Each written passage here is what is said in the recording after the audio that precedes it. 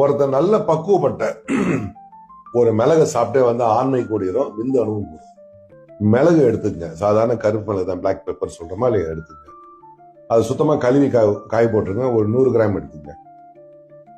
அதில் சட்டையில போட்டு லேசா வறுக்கணும். வறுக்கும் போது லைட்டா புகை கிளம்பு, அவ்வளவுதான். அந்த வறுத்தினா அதில் உள்ள காரம் போயிடும். இப்ப நீ கேட்டது சளிக்கு. சளி, நோய் எதிர்ப்பு சக்தி, காய்ச்சல் வரக்கூடாது. இப்ப இந்த லேசா வறுத்த அந்த மிளகு என்ன பண்ணுங்க, ஒரு பீங்காமங்கல போட்டு எலுமிச்சம்பழம் சாரை புழிஞ்சு முங்குற அளவுக்கு ஊத்திடணும். ஊத்திட்டு ஒரு நாள் அப்படி ஊற வச்சிடணும். மூடி ஊற வச்சிட வேண்டியதுதான். மறுநாள் பிளாட்டான மங்கல எடுத்து காய போட்டுடணும். அப்பதான் காய் இல்ல, இப்படி வச்சா காயாது இல்ல, உண்டை வச்சா காஞ்சிட்ட உடனே அதுக்கப்புறம் எனக்கு என்ன பண்ணுங்க, இஞ்சி இடிச்சு நல்லா இடிச்சு சாறு எடுத்து திரும்ப ஊத்தி அதில் காய போடணும். முங்குற அளவுக்கு 1 டே அதை ஊற வச்சுட்டு அதுக்கப்புறம் பிளாட் மங்கல போட்டு காய வச்சிடணும்.